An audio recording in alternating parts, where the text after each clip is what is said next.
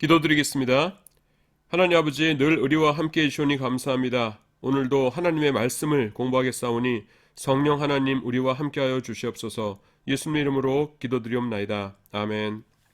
네, 여러분 안녕하십니까? 지금 우리가 요한 1서를 함께 살펴보고 있습니다. 지난주에 마지막에 했던 부분을 다시 한번 복습해 보도록 하겠습니다.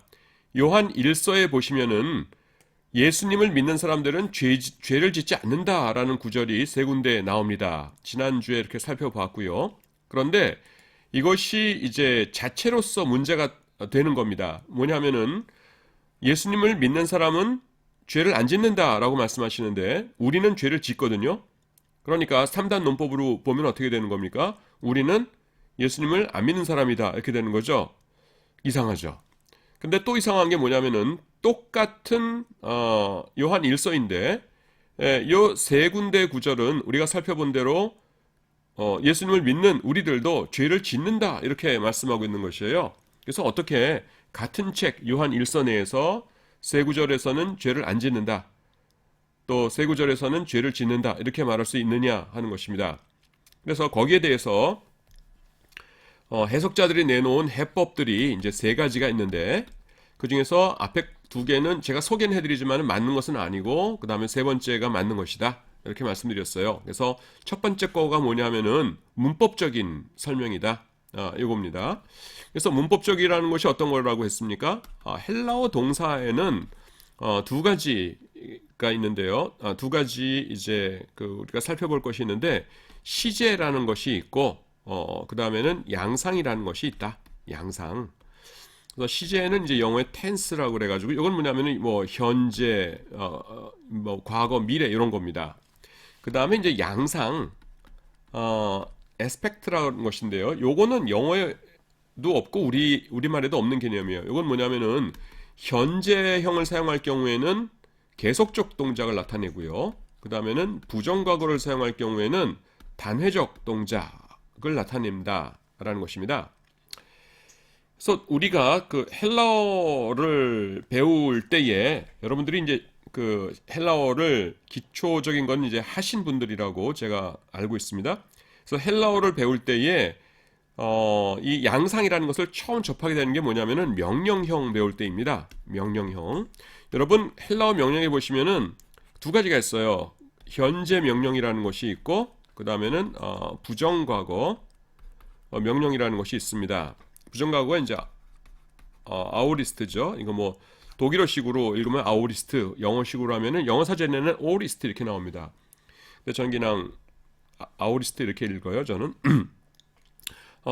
그래서 그 명령형이라는 걸 처음 봤을 적에 이 부정과거 명령형이라는 걸 보고 우리가 당황합니다. 현재 명령형은 뭐 당황할 게 하나도 없죠. 모든 명령은 현재니까요. 지금 하라는 거잖아요. 그러니까 지금 뭐 하라는가 보다 이렇게 이해할 수가 있는데 부정과거 명령 굉장히 낯섭니다. 이게 뭐지? 이렇게 되는 거예요. 타임머신을 타고 과거에 돌아가 가지고서는 어떤 명령을 수행하고 오라는 것인가? 이렇게 생각할 수밖에 없지요. 그래서 개념을 잡는데 굉장히 우리가 힘들어합니다. 근데 그건 뭐냐면은 우리가 이제 영어라든가 뭐 독일어가 됐건 현대 서양 언어만 배웠던 우리로서는 양상의 개념이 없는 거예요. 그건 헬라어에만 있는 개념입니다. 그래서 현재형을 사용하면은 계속적 동작, 부정과거형을 사용하면 단회적 동작이에요. 그래서 여기서 현재형, 부정과거형을 사용해서 명령을 했다는 건 뭐냐면은 이를테면은 이 저기 깨뜨려 버려라. 이거 보기 흉하다. 깨뜨려 버려라 하면서 팍 던져서 쨍 하고 병이 어떻게 깨지죠? 그러니까 하여간 병이 퍽 하고 깨졌어요. 깨지면 그 단회적 동작이죠. 그럴 경우에 주는 명령이 뭡니까? 그건 부정과거 명령이라는 거예요. 그런데 강아지를 맡기면서 내가 유럽 여행하고 올 동안에 한 일주일 여행하고 올 텐데 유럽이면 한 그래도 2주는 가야죠. 2주 동안 여행하고 올 텐데 우리 집 강아지 좀 잘 맡아줘라 하면서 조카한테 맡겼어요. 그건 뭡니까? 단회적인 것이 아니라 2주 동안 계속 강아지 밥 주고 이렇게 하면서 같이 놀아주고 이렇게 해야 되는 거죠. 이럴 때 뭡니까? 현재 명령인 겁니다. 그래서 연속적 동작은 현재 명령, 단회적 동작은 부정과거 명령 이렇게 한다는 것이에요. 그거를 이제 여기 적용한다는 겁니다. 그래서 보니까 그 지난주에 이제 우리가 다 살펴봤는데요. 여기서 죄를 짓지 않는다고 했을 적에 전부 다 현재형입니다. 하마르타 네이 현재 능동태 직설법, 그 다음에 하마르타 논 현재 능동태 분사죠. 이것은 남성 단수주격 현재 하여간 현재예요. 그 다음에 포이에오 행하다 영어의 do에 해당됩니다. 포이에오 동사의 현재 능동태 직설법, 디나타이 현재 능동태 직설법, 하마르타 네인 현재 부정사 투부정사 같은 거죠. 그 다음에 하마르타 네이 또 현재 능동태 직설법. 하여튼 전체가 다 뭐 직설법도 있고 여기 뭐 부정사도 있고 분사도 있고 하지만은 전부 다 현재예요. 그래서 많은 주석들이 뭐라고 그 주석을 하시고 있냐 하면은 여기서 하나님의 사람들, 예수님을 믿는 사람들이 죄를 짓지 않는다라고 하는 것은 단 한 번도 죄를 짓지 않는다는 것이 아니라 연속적으로 꾸준히 습관적으로 죄를 짓지 않는다는 것이다. 그러니까 우리 예수 믿는 사람들도 어쩌다가 한번 그 욕심에 이끌리거나 유혹이 강하거나 아니면 자기도 모르는 사이에 죄를 질 수 있다. 그것까지 안 짓는다는 것은 아니고 우리가 계획적으로 야 이거 죄 지으니까 좋으네, 내가 꾸준히 지어야지 하면서 꾸준히 죄 짓고 이런 것은 안 한다는 뜻이다 라고들 이제 설명들을 하십니다. 여러분 굉장히 맞을 것 같죠? 근데 제가 뭐라고 그랬어요? 그 첫 번째 설명 틀리다고 했죠. 그러니까 왜 틀렸는지 좀 설명을 드릴게요. 여러분들이 그 261쪽 보시면은 헬라어 문법 해가지고 이렇게 제가 조금 전에 말씀드린 거를 설명을 드렸는데 이게 그 왜 틀렸냐 하면은요. 이게 왜 틀린 설명이냐 하면은 지금 우리가 살펴보는 게 요한 문헌 아닙니까? 요한 문헌. 근데 요한 문헌에서는요. 그러니까 요한 복음, 요한 1서, 2서, 3서, 요한 계시록이 전부 다 요한 문헌에 포함되는데 요한 문헌에서는요. 양상을 무시해요. 그 양상에 맞게 이렇게 글을 쓰질 않습니다. 이 그 사도 요한께서 혹은 이제 사도 요한이 노후 늙으셨으니까 이제 누구한테 그 받아 적게 하시기도 했겠죠. 그래서 이 사도 요한께서는 이 양상에 대해서 별 개념이 없으신 것 같아요. 그러니까 그냥 맞았다 틀렸다가 이렇게 막 나옵니다. 그래서 한결같이 맞지도 않고요. 한결같이 틀리지도 않아요. 그래서 한결같이 틀리면은 오히려 이분이 거꾸로 하는구나 그럴 텐데 그냥 맞다 틀리다 이럽니다. 그러니까 이분이 양상에 대해서 개념이 없으신 분이구나. 이렇게 우리가 되는 것이에요. 사도 요한은 여러분 그 헬라어를 모국어로 쓰는 분이 아니죠. 유대인이니까. 그래서 그 후천적으로 뭐 물론 이제 네이티브도 후천적인 거지만 하여튼 그 나중에 배우셨을 텐데 이렇게 양상에 별로 신경을 안 쓰십니다.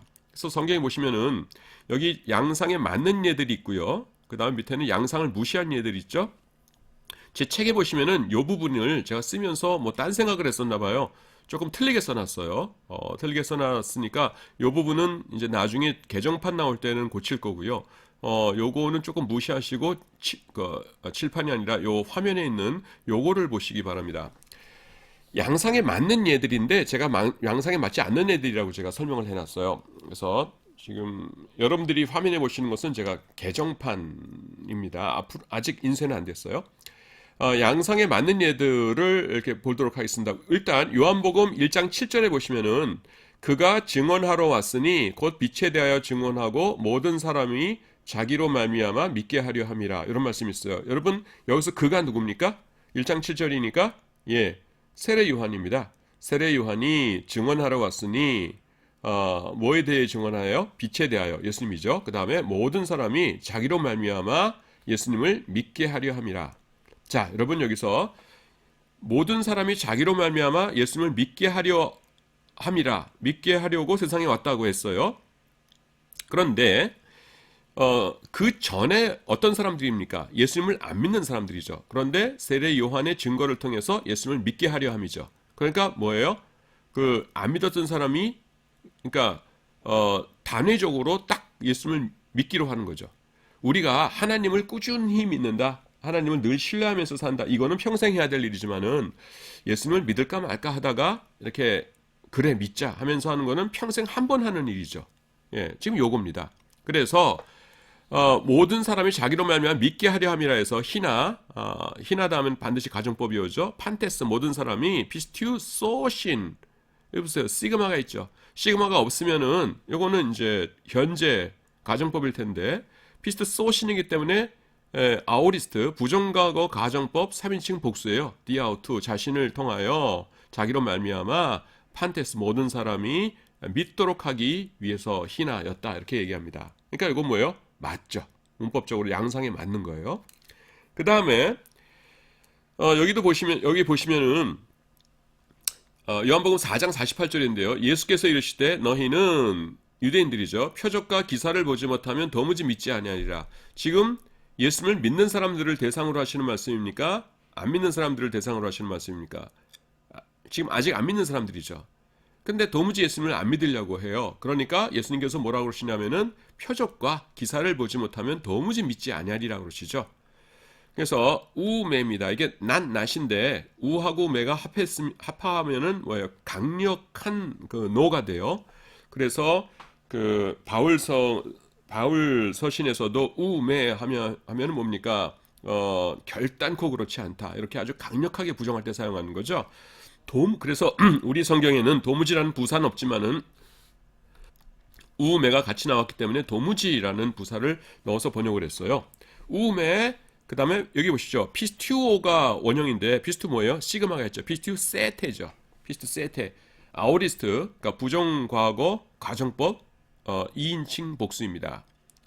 그래서 여기서 부정과거가 사용됐어요.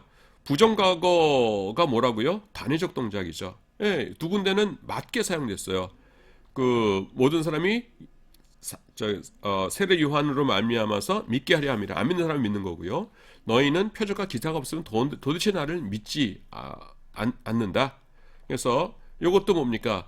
안 믿는 사람이 믿는 거를 말씀하시는 거죠. 그러니까 과연 양상에 맞게 부정과거 가정법들이 사용되고 있습니다.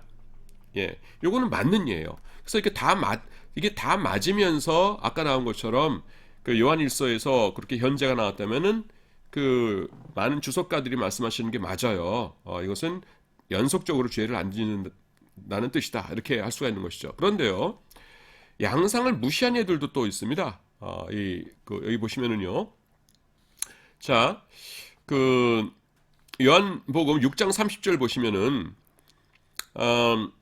그 사람들이 우리가 어떻게 하여야 하나님의 일을 하오리까라고 묻자 뭐라고 대답하시냐면은 하나님께서 보내신 이를 믿는 것이 그 하나님을 믿는 것이다 이렇게 말씀하세요. 그러니까 이 사람들 믿는 사람들이 안 믿는 사람들이에요. 그냥 아직 안 믿는 유대인들이에요.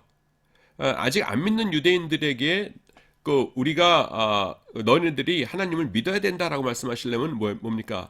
그거는 단회적인 회심을 뜻하죠. 예수님을 이제 주님으로 영접하겠습니다. 이렇게 되는 거잖아요.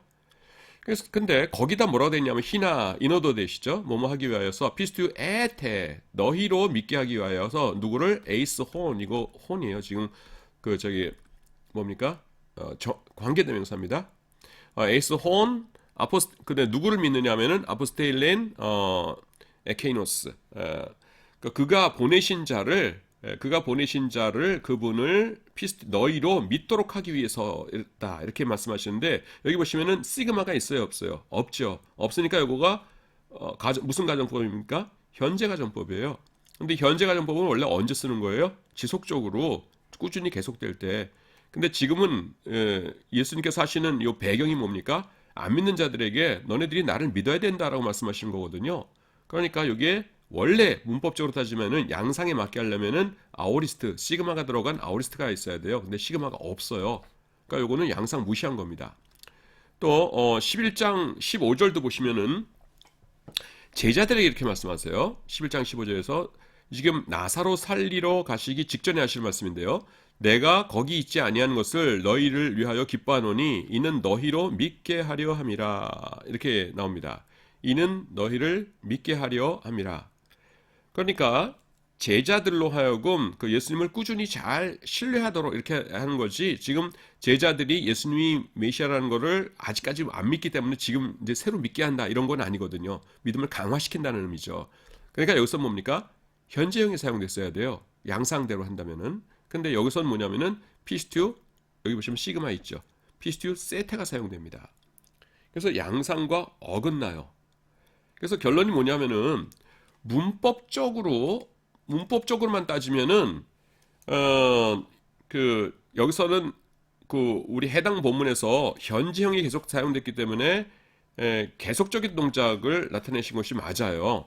그래서 원래 헬라어 문법 책만 본 다음에 요한 1서를 보면은 현재형이 사용됐네. 그러니까 이것은 계속적 동작을 나타내는 것이네. 그러니까 우리가 한 번도 죄를 안 짓는다는 것이 아니라 꾸준히 연속적으로 죄를 안 짓는다는 뜻이로구나. 이렇게 해석하는 것이 맞아요. 그런데 요한 문헌에서는 양상이 적용이 안 돼요. 그냥 왔다 갔다 합니다.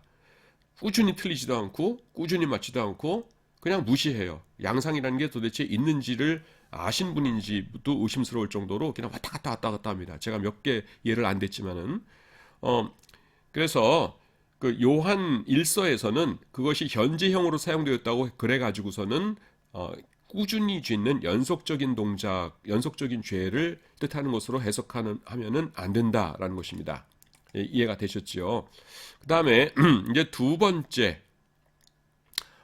번째를 보도록 하겠습니다.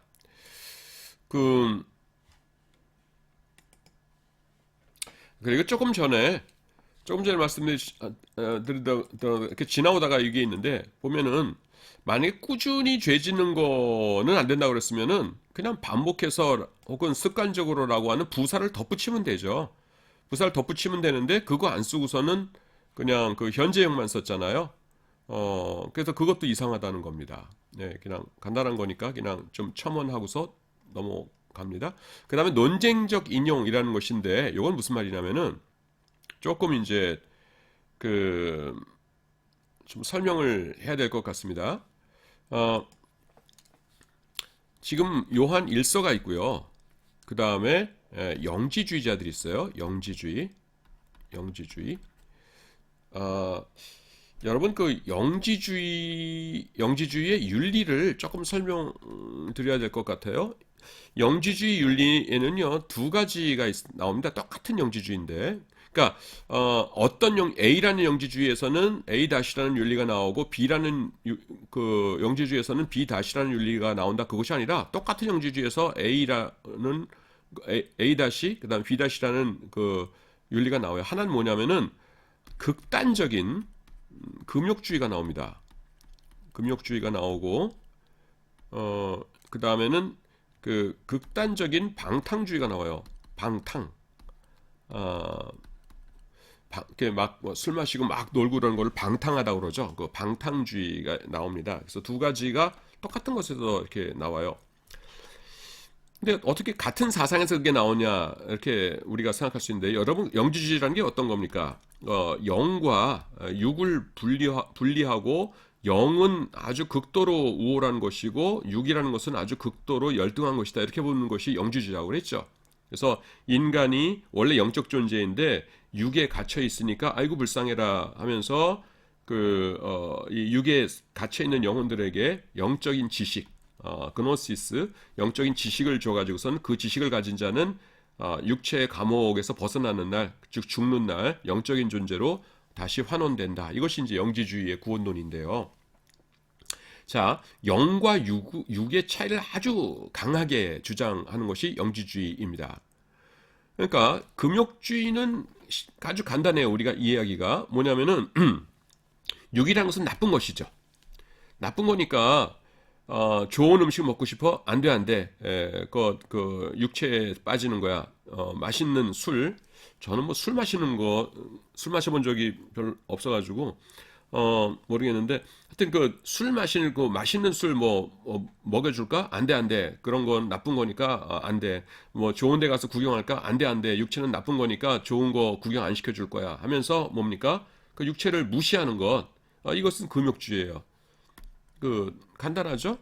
근데 어떻게 거기서 방탕주의가 나오냐는 것이죠.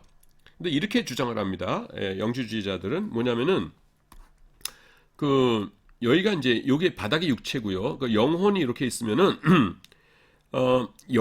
육체가 이렇게 설명을 할까요? 육체와 영혼이 가깝다면은 어느 정도 가깝다면은 육체가 무슨 일을 하느냐에 따라서 그것이 영혼에 영향을 미친다는 것이죠. 가깝다면은. 근데 여기다 그릴까요? 육체가 여기 있고 영혼이 여기 있다고 해보세요. 이게 너무 멀어요. 멀어도 너무 멉니다. 영혼은 너무 고결한 것이고 육체는 너무 열등한 것이에요. 이럴 경우에는 육체를 어떻게 굴리건 간에 영혼에는 아무런 영향을 끼치지 않는다는 겁니다. 영혼이 워낙 육체와는 차원이 다른 것이기 때문에. 그래서 금욕주의의 경우에는 육체에 탐닉하면은 영혼이 해를 받는다 그래서 이렇게 그 마시는 거 안 먹고 이게 쾌락 같은 거 안 즐기고 이렇게 사는 건데, 방탕주의에서 뭐라 주냐면은 워낙 격차가 크기 때문에 육체로 무슨 짓을 하건 영혼에는 아무런 영향이 미치지 않는다는 거예요. 그러니까 이래도 그만 저래도 그만인데 왜 그 좋은 거를 안 즐겨 하면서 마음껏 즐긴다는 겁니다. 즐겨봤자 아무 영향이 없으니까. 예, 그 상당히 또 논리적이죠. 그래서 똑같은 영지주의인데 금욕주의도 있고 방탕주의도 있어요. 그런데 요한 1서에 요한 1서를 쓸 때의 그 대적들은요, 그 영지주의는 어떤 사람들이냐면은 영지주의 어떤 사람들이었냐면은 극단적인 금욕주의자들이었다는 겁니다. 금욕주의자들. 그래서 뭐라고 주장했냐면은 죄를 안 짓는다. 하나님을 믿는 사람은 죄를 안 짓는다. 영에 속한 자가 어떻게 죄를 짓느냐? 죄를 안 짓는다. 이렇게 얘기했다는 거예요.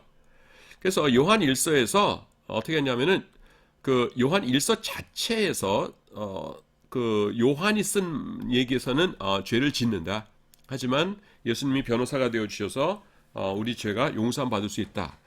이렇게 그냥 정상적으로 상식적으로 쓴 거는 요한 1서에서 그 제대로 쓴 것이고, 죄를 안 짓는다는 요 구절들 있죠. 요건 뭐냐면은 지금 요한이 자기 얘기를 한 것이 아니라 영지주의 문헌에서 인용해 온 것이다라는 것이에요. 인용. 그래서 이 사람들이 이렇게 말도 안 되는 소리를 한다라고 하는 것을 이제 인용해 왔다는 것입니다. 그래서 지금 죄를 짓는다는 것과 죄를 안 짓는다는 것이 같은 책 안에 섞여 있는 것이다라는 것이에요. 제가 하는 말이 아니라 조금 전에 어떤 학자 이름이 있었죠. 이제 학자들 중에서 이런 걸 주장하는 사람들이 있습니다. 근데 이건 왜 아니냐 하면은요, 그 인용이면 인용이라고 그래야죠. 요한일서 쭉 읽다 보면은 그냥 그 중간에 툭툭 섞여 나옵니다. 그래서 이게 지금 인용한 것인지를 알아볼 수 있는 방법이 없어요. 그 고대에 있어서 그 성경책이라는 것은 어떻게 했냐면은 집에서 읽는 것이 아니라 한 사람이 앞에 나와서 낭독하면은 나머지 사람들은 교회 와서 듣는 거였거든요. 그냥 요한일서 낭독 쭉 하다 보면은 그 요 부분은 지금 인용이다라는 것을 알 수 있느냐? 알 수 있는 장치가 없어요. 그래서 이건 아니다라는 것입니다. 그래서 이 두 번째 것은 시도는 좋지만은 도대체 그 문법적으로 우리가 증명할 수가 없다. 그래서 아니라고 보는 것이죠. 참고로 말씀드리면은요, 그 헬라어에서는요, 인용 부호, 우리 쌍따옴표라고 그러죠. 여기 없지 않습니까?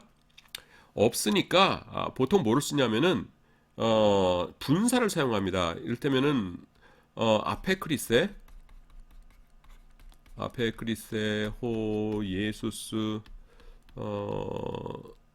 호 예수스, 그 다음에는 레 아우토이스 토이스, 뭐 그 다음에 레곤, 그 다음에 아멘,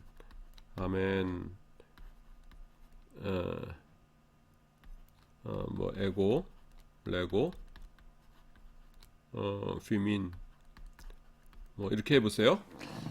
그냥 생각난 대로 지금 그냥 장문을 한 겁니다. 아페크리스테가 뭐냐면 아포크리노마이, 대답하다의 이제 그 아우리스트형이고요. 대답하셨다. 그 다음에 호 예수스, 예수께서 대답하셨다. 아우토이스, 그들에게. 그 다음에 대답하신 내용이 뭐냐면은 아멘, 아멘, 진실로, 진실로, 에고, 레고, 내가 말한다.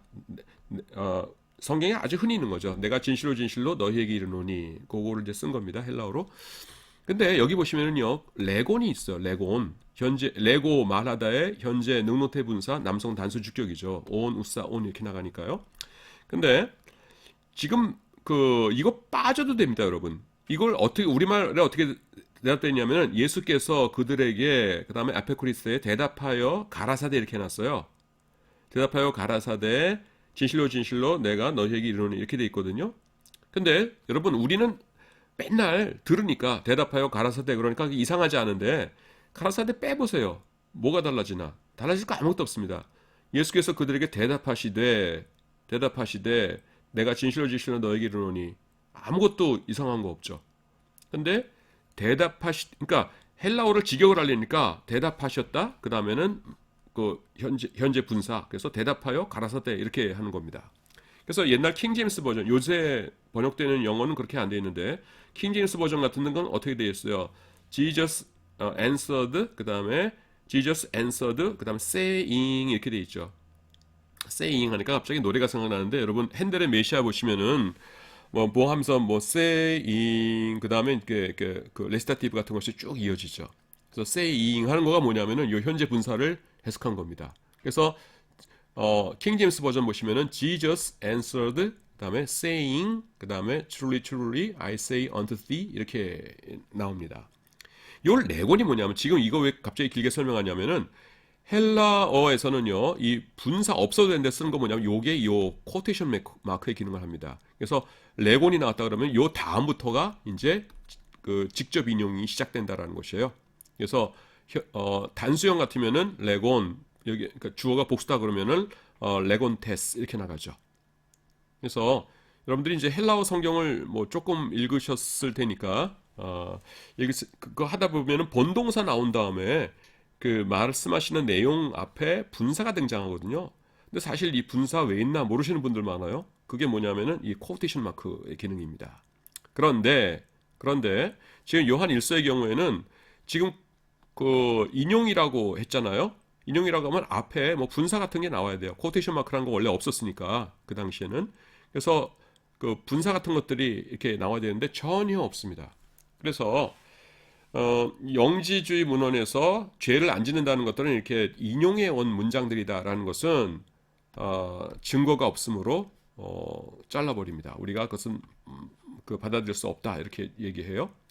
그래서 지금 해법이 1, 2, 3이 있는데 문법적으로 현재형은 계속적 동작이기 때문에 이렇게 한다라는 것 아니라고 그랬죠. 요한 문헌에는 해당이 안 돼요. 헬라어 일반적인 문법적으로 맞는데 그 두 번째는 인용이다 아니라고 그랬죠. 그 인용이란 걸 알아볼 수 있는 문법적인 장치가 전혀 없어요. 그 세 번째가 맞는 것인데 그 항상 그렇죠, 여러분. 답은 뭡니까? 심플해요. 그러니까 심플할수록 그 답입니다. 그래서 현대 물리학자들이 그 우주를 이렇게 탐구하다가 그것을 어떤 설명하는 수식을 만들 때에 복잡하면은 뭔가 틀렸나 보다 그러고 다시 한다 그러죠. 왜냐하면 항상 그 수식은 어떻습니까? 깔끔하게 끝나죠. 그냥 E는 MC의 제곱 이런 식으로 깔끔하게 끝납니다. 그래서 뭐 이렇게 너저분하게 복잡하면은 이게 아닌가 보다라고 생각한다 그러죠. 여기서도 그렇습니다. 그러니까 성경은 성경으로 풀어야 되는데요. 그래서 그 뭐냐면은 성경을 풀어야 된다는 게 뭐냐면은 그 서신서 특히 바울 서신서에서 명령을 할 때에요. 두 가지가 나옵니다. 하나는 뭐냐면은 명령형을 쓰는 경우가 있고요. 그 다음에 두 번째는 그냥 일반 평서문을 써요. 평서문이라는 게 뭡니까? 뭐뭐 했다라고 하면서 그냥 평범하게 서술하는 것이죠.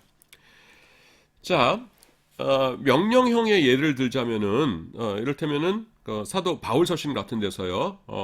이를테면 너희가 미리미리 헌금을 하여 내가 갔을 때에 당황하지 않도록 하라. 미리미리 헌금을 하라. 이런 뭐예요? 명령형이죠.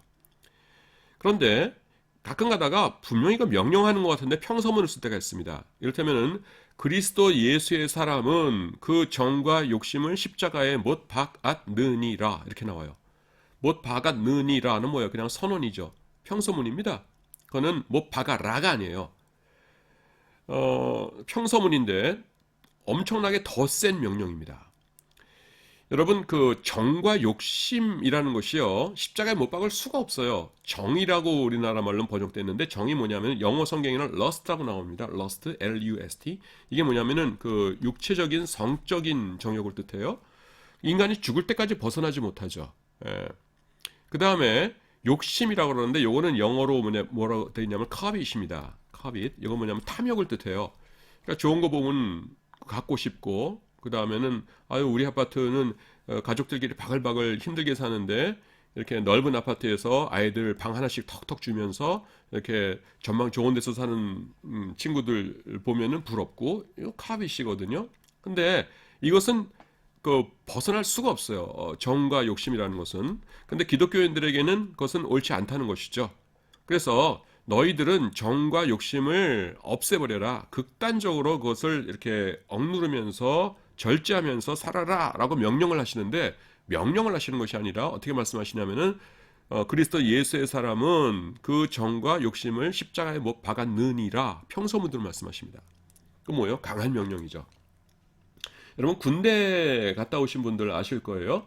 부대장님이 이렇게 모아놓고 병사들에게 대부분 명령을 내리지만은 어떨 경우에는 그냥 평소문으로 말씀하십니다. 이를테면은 제가 들었던 이제 예를 말씀드리자면은 이제 군대 가면은 그 농사를 다 짓습니다. 특히 벼농사. 저는 그 도시에서 태어났기 때문에 군대 가기 전에 벼농사를 지어본 적이 없고요. 군대 제대한 다음에 또 벼농사를 해본 적이 없어요. 근데 군대 있는 동안에 다 해봤어요. 뭐 벼를 찐다 그럽니다. 이렇게 벼씨에서 나은 걸 이렇게 이렇게 하여간 벼를 찐다 그래요. 그걸 찐 벼를 이제 모내기를 하죠. 그래서 벼를 쪄서 그 다음에는 모내기를 해서 모내기를 하고 그 다음에 여름에 태풍 오면은 나가가지고서는 벼를 이렇게 물에 쓰러져 있으면은 그거는 썩거나 싹이 나니까 세워서 묶어주고 그다음에 가을 되면은 그 낫으로 이렇게 베주고 하는 그 모든 걸 다 해봤어요. 군대 생활하면서. 근데 그 군인들이 와서 농사를 지어주면은 그 농부 아저씨들이 굉장히 고마워하십니다. 그러니까 이제 그 간식 같은 거를 이제 사가지고서는 제공하고 그러죠. 근데 이제 그게 그 관습이 되면은 동네 주민들이 군인들에게 이렇게 도와주라는 것을 부탁하기가 굉장히 어려워지겠죠. 그 돈이 많이 드니까. 그래서 부대에서는 민간인들에게 이렇게 이렇게 부담 주지 말아라 이런 취지로 그분들한테 뭐 사달라고 절대로 요구하지 말아라 이런 것을 이야기합니다. 그리고 그냥 군대 밥, 그냥 속으로 짠밥 트럭에 와가지고서는 점심에 그거 먹고 또 일하고 그러고 오지요. 그냥 무슨 뭐 주스, 쿨피스 주스 같은 거 이렇게 한 잔씩 주시고 그랬던 것 같아요. 우리 때는. 하여튼 그러면은 이제 일하러 나가는 병사들을 이렇게 연병장에다가 쭉 모아놓고 부대장님이 훈시를 하십니다. 그러면서 뭐라고 하시냐면은 우리 자랑스러운 아무아무의 부대 용사들은 민간인들에게 절대로 부담을 주지 않습니다. 이렇게 말씀하십니다.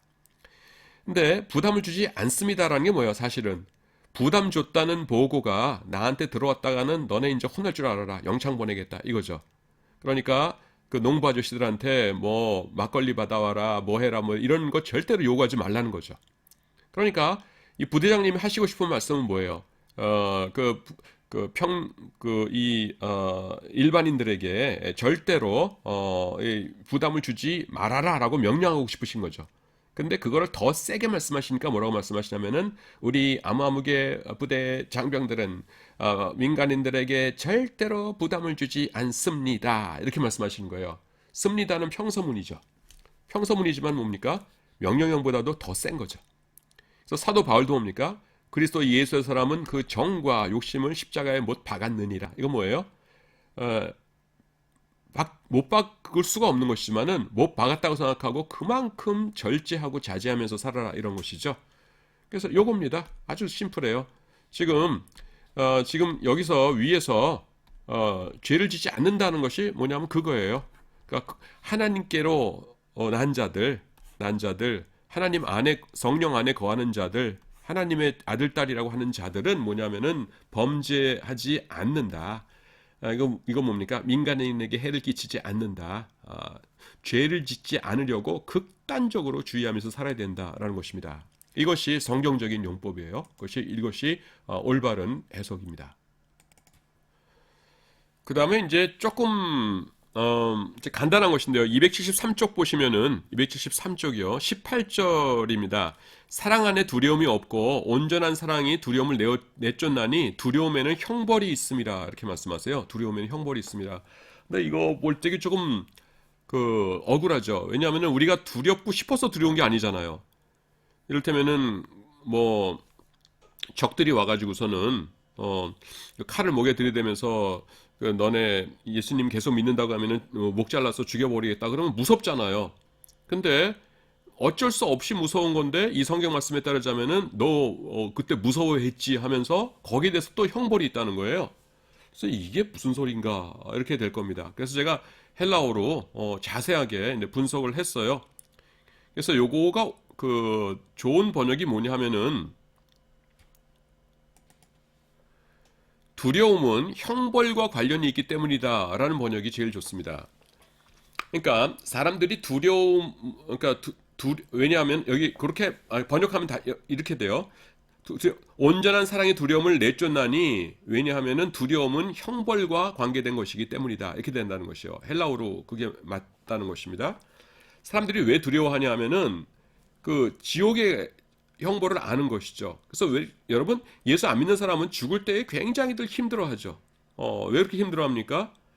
자기는 지옥 그런 거 없어 죽으면 끝이야라고 평생 그렇게 믿으면서 그렇게 그러기를 바라면서 이렇게 나쁜 짓 하면서 생활해 왔지만은 막상 죽을 때가 되면 뭡니까? 죽음의 공포, 지옥의 공포가 스물스물 자기를 뒤덮는 거예요. 그러니까 두려워하는 것이죠. 그래서 이 두려움이라는 것은 형벌과 관련된 것이기 때문이다. 그런데 우리는 어떤 사람이다?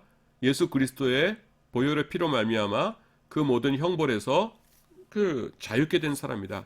두려움은 형벌과 관계된 것이기 때문이다. 그렇기 때문에 온전한 사랑, 하나님의 온전한 사랑이 우리의 두려움을 내쫓는다. 지옥 형벌에 대한 그 두려움을 내쫓는다. 왜냐하면 두려움이라는 것은 형벌과 관련된 것이기 때문이다 라는 것입니다. 제가 여기서 헬라어로 자세하게 이렇게 분석도 해드렸고 설명도 해드렸으니까 이걸 여러분들 참고하시기 바랍니다. 그 다음에 276쪽에 보시면은요, 276쪽에 보시면은 특주라고 해가지고는 요한 1서 5장 8절과 3일처럼 이렇게 나와요. 요한 1서 5장 8절은요, 요한의 코마라고 하는 별칭을 가지고 있습니다. 요거가 뭐냐 하면은, 우리가 가진 성경하고, 그 다음에는 킹제임스 버전이 있죠. 킹제임스 버전이 달라요. 우리는 증언하는 이가 셋이니 성령과 물과 피라 이렇게 되어 있는데 영어 흠정력 킹제임스 버전에서 뭐냐면은 아버지와 말씀과 성령이니 이 셋이 하나이니라 이렇게 나옵니다. 그래서 성부, 성자, 성령 하나님의 삼일체 교리를 증거하는 매우 중요한 구절 중에 하나로 사용이 되었었습니다. 라틴 벌게티역이 언제 나온 겁니까, 여러분? 제롬이 번역한 것인데요. 제롬이 언제적 사람이에요? 예,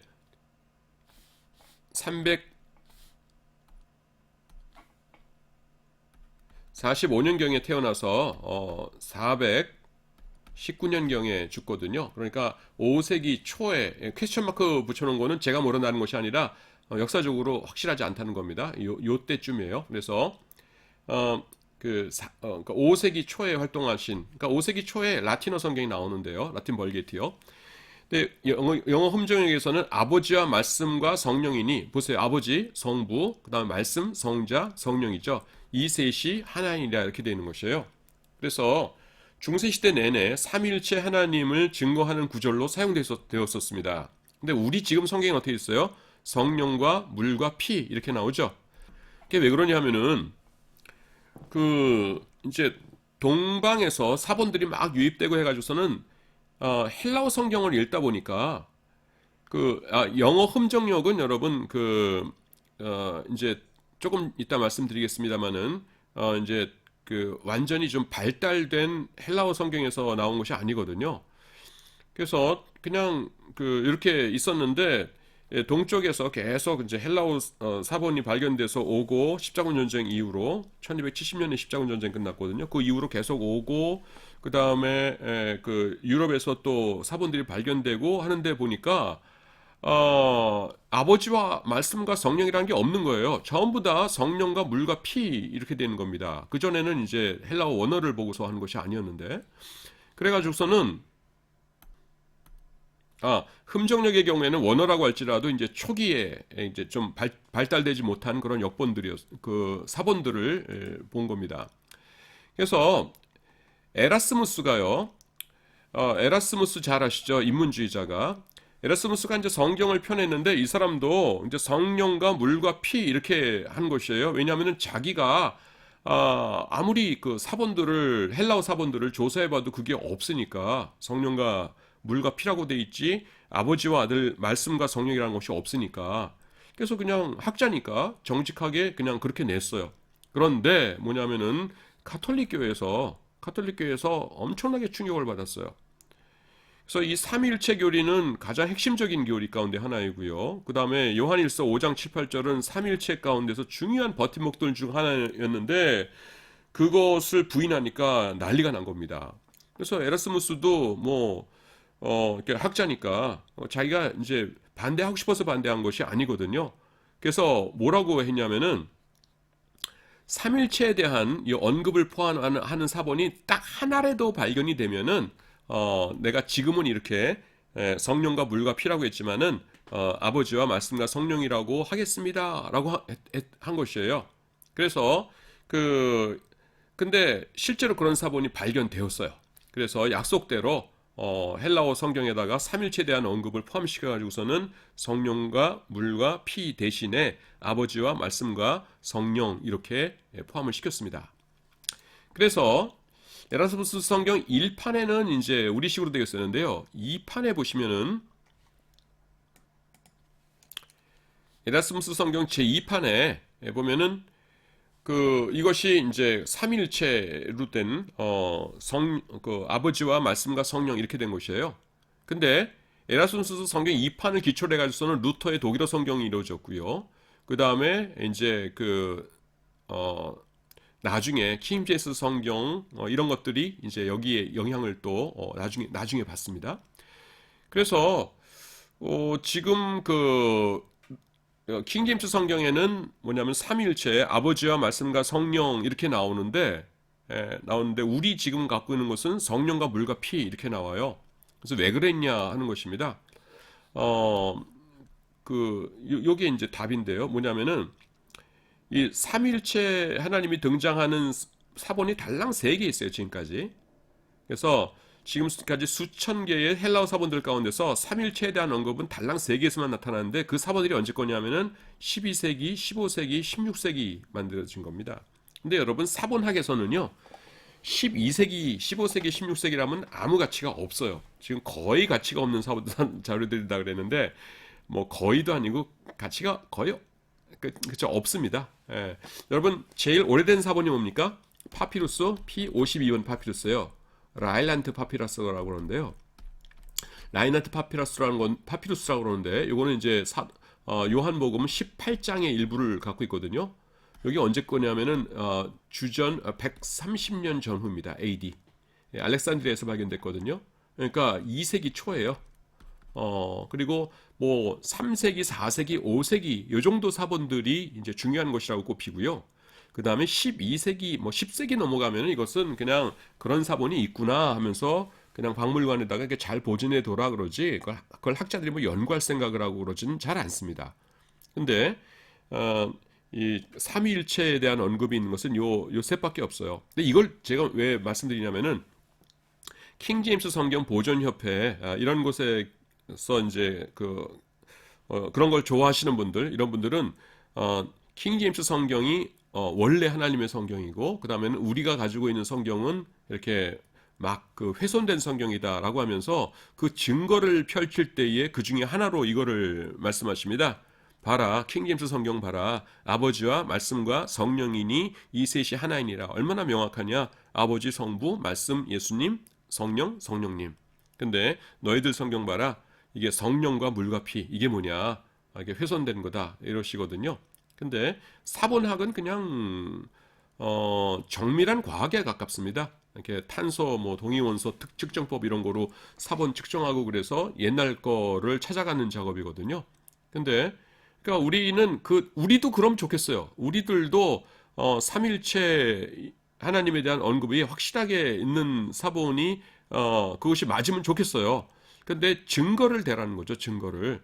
근데 증거라고 나와 있는 것이 지금 12세기, 15세기, 16세기 것입니다. 지금 킹제임스 보존협회에서는 이거를 근거로 해서 이게 맞다고 그러는데 그 개신교나 카톨릭은 좀 덜한데 개신교의 학자들은 그래서 좀 갸우뚱하고 있는 상황입니다. 그래서 이것이 요한의 코마라고 해가지고서는 굉장히 유명한 구절이라는 것 그냥 알아두시기 바랍니다. 이제 요한 2서로 가도록 하겠습니다. 여러분들 교과서로는 287쪽에서 시작됩니다. 요한 1서의 중요한 주제들이 꽤 많았기 때문에 좀 오래 지체했는데요. 요한 2서의 서론하면서 제가 앞에다가 한 3페이지 정도로 썼어요. 그래서 이것도 이제 여러 가지 관점에서 이제 중요한 것들을 말씀드릴 수가 있는 건데, 그 한마디로 말해서 뭐냐면은 공동체의 중요성을 강조합니다. 요한 2서에서. 그래서 그 혼자서 기독교의 진리를 정복해 보려고 시도하는 자는 어리석은 자이다. 제가 이렇게 썼는데요. 이건 제 의견이 아니라 요한 2서에서 나오는 결론입니다. 그래서 기독교가 어떤 것인지 알아보려고 이렇게 책 수십 권 쌓아놓고서는 혼자 독서실에 앉아가지고 막 꿍꿍거리면서 기독교의 높은 경지에 올라가 보겠다. 불가능합니다. 왜냐하면은 그 하나님과 우리와의 교제가 있고요. 그 다음에는 교회 안에서 성도들 간의 교제가 있어야 돼요. 그래서 그래야지만 기독교의 올바른 정신과 기독교의 올바른 지향점 이런 것을 깨달을 수가 있습니다. 혼자 할 수 있는 것이 아니에요. 그래서 여기 보시면은 내가 이제는 내게 구하노니 서로 사랑하자 이렇게 나오죠. 그래서 택하심을 입은 부녀에게 편지하노니라고 하면서 서로 사랑하자. 그래서 공동체 의식을 굉장히 강조하는 그런 책입니다. 그래서 우리가 신앙생활을 하기 위해서는 꼭 교회 공동체를 찾아야 된다라는 것이죠.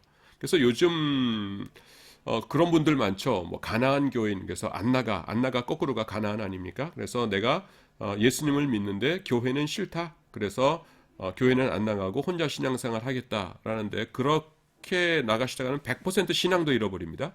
예, 교회를 안 다니면서 물론 이제 뭐 이슬람이나 뭐 공산주의 국가에서 교회 갈래야 갈 수가 없기 때문에 교회라는 것이 사라져서 혼자 신앙생활한다 이런 분들은 예외겠지만은 교회가 있는데도 나는 교회가 싫어서 혼자 신앙생활한다 이런 분이 신앙이 유지될 수가 없어요. 그래서 공동체를 통한 이게 신앙생활의 필요성, 중요성 이런 것을 요한 2서가 대단히 강조하고 있는 책이다라는 것을 말씀드립니다. 저자는요, 그냥 그 장로라고 되어 있어요. 프레스비테로스가 장로라고 되어 있는데, 참고로 프레스비테로스라는 단어는 우리말로는 그냥 장로라고 번역을 하지만은 신약 성경이 쓰이던 당시에는 그러니까 교회 지도자, 그러니까 목사하고 장로님을 별로 구별하지 않고 사용하던 명칭입니다. 그러니까 보통 우리가 목사가 있고 그다음 목사보다 더 높은 것이 뭡니까? 사도라고 보잖아요. 근데 사도에 대해서도 프레스비테로스라는 단어가 사용되고 그래요. 그래서 그냥 교회 지도자들 최고위급 존경받는 지도자들을 이렇게 통칭하는 그런 것이라고 생각하면 되겠습니다. 제가 이 말씀을 왜 드리냐면은 장로교회라는 것이 프레스비테리언 처치거든요. 그래서 거기 나오는 프레스비테리언이 요 프레스비테로스에서 나온 것이에요. 그래서 장로라고 하면 우리는 그 장로교회 장로, 목사님이 아니신 장로님을 생각하는데 헬라어 원어에서의 장로는 그 장로님하고는 조금 다른 것이다. 그냥 좀 더 범위가 넓은 그런 것이다라는 것을 말씀드립니다. 요한이서는 그냥 저자를 장로라고 하는데요. 보통 사도 요한으로 그렇게 알려져 있습니다.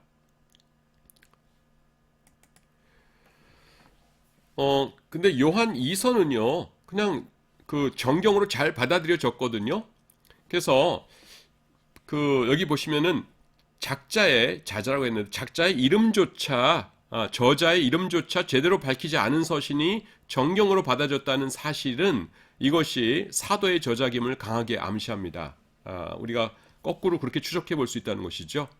예, 그 정경으로 받아들여졌는데 제대로 그냥 장로라고만 얘기해요. 그러니까 근데 제일 처음 초기 사람들은 이것이 누구의 글인지를 알았겠죠. 그러니까 사도 요한의 글이니까 정경으로 받아들여졌지. 그렇지 않으면은 이것이 왜 받아들여졌겠느냐? 저자를 제대로 이렇게 이름도 안 써 있는데 이렇게 된다는 겁니다. 그래서 오히려 저자가 안 밝혀졌다는 사실이 사도 요한 저작서를 오히려 강하게 지금 이렇게 지지해주는 그런 증거가 되고 있습니다.